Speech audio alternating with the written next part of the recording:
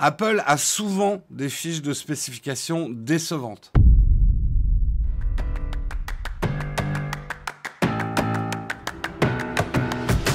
On va commencer, on va parler du Galaxy S22, des renders officiels. On a à peu près la fiche de spec, en tout cas du S22 Plus. A priori, encore un petit peu de conditionnel parce que c'est pas encore les annonces. Normalement, ça devrait être le 7 février, je crois, les annonces officielles, ou en tout cas début février, les annonces officielles. A priori, il y aurait un S22, un S22 Plus et un S22 Ultra. On n'a pas les specs du S22 Ultra, mais on aurait a priori les specs du S22 Plus. Qu'est-ce qu'il y aurait de beau? Alors, on va regarder un petit peu les renders ensemble. Honnêtement, vous accrochez pas à votre chaise, parce que par rapport au S21, c'est pas ouf en termes de changement. Mais le S21 avait un excellent design, hein, d'après moi, hein. Donc, on a un trouillou, hein, en façade, un écran quand même vachement bord-bord, presque bord-bord, plat. C'est fini, hein, les écrans inclinés, ça se fait plus trop. On a quelque chose de très sage, hein, mais intéressant, grande surface d'écran. Voilà pour les renders de façade. Sur la tranche, du métal, manifestement, ça a l'air d'être plutôt genre un petit peu aluminium.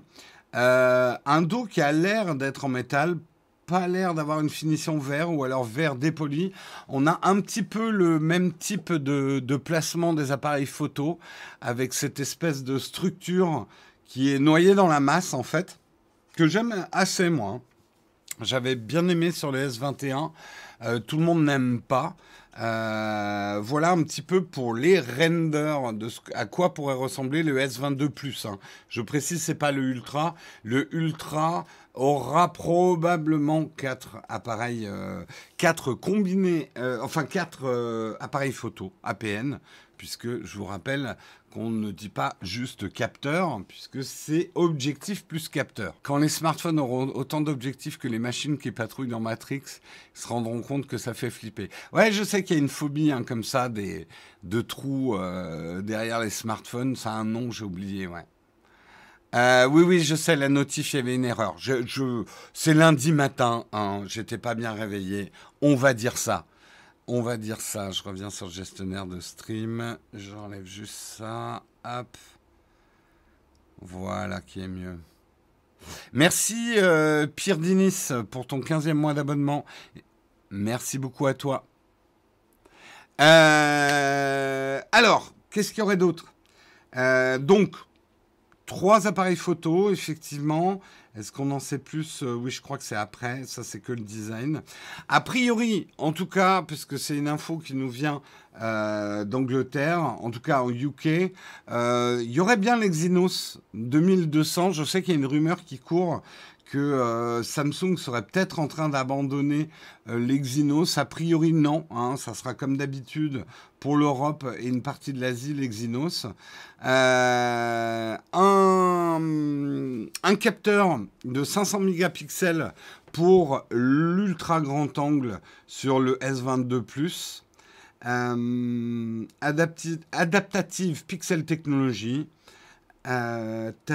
Qui permettra de capturer jusqu'à 108 mégapixels et 12 mégapixels sans le binding. Les photos seront prises en 12 bits pour plus d'informations couleur.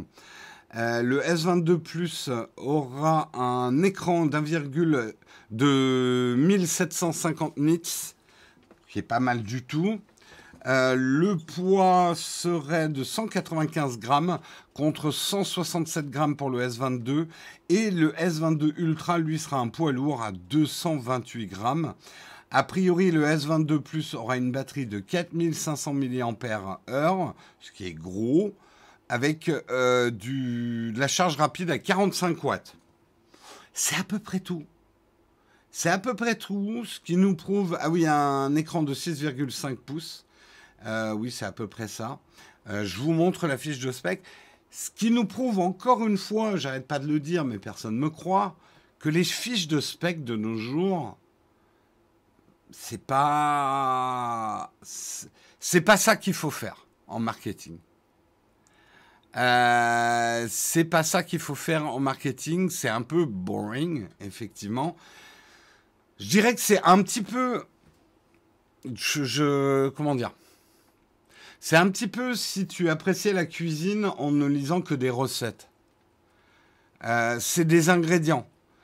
Et c'est pas parce que... Alors, les bons ingrédients... Alors, c'est une bonne analogie. Je reviens sur cette analogie. Avoir des bons ingrédients, c'est essentiel en cuisine.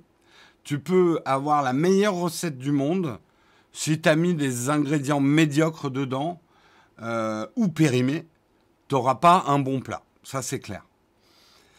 Mais est-ce que des bons ingrédients suffisent à avoir un bon plat? Non, pas du tout. Parce qu'effectivement, c'est la fabrication derrière, l'assemblage de tous ces éléments, comment ils fonctionnent ensemble, la sauce, hein, est-ce que la sauce va prendre? Je trouve que c'est vraiment ça, et je sais que nous, nos tests, c'est un peu le mot d'ordre.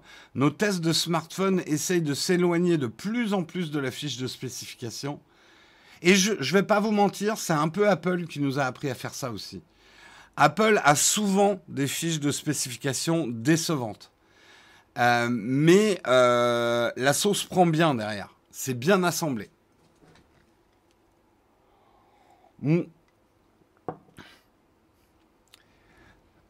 Si tu fais une sauce avec du vin pas bon, ta sauce sera pas bonne. Pour le vin, on pourrait discuter, parce que c'est pas la peine non plus de mettre du très très bon vin quand tu cuisines. Franchement. Honnêtement, le vin de cuisine, c'est pas très grave. Ça dépend des sauces, mais quand même. Ça va être plutôt tes légumes, ta viande, les produits frais, où est-ce que tu les choisis, c'est ça, hein. On est tous geeks maintenant, donc ça parle spec. Ouais, mais justement, on aimerait vous éloigner un peu des specs.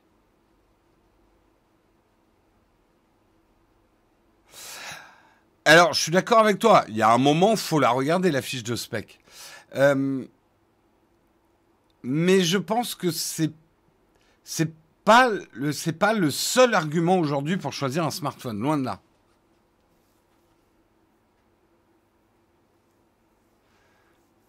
C'est pas la peine, mais une sauce avec un peu de champagne dedans, c'est super bon. Ça dépend des sauces.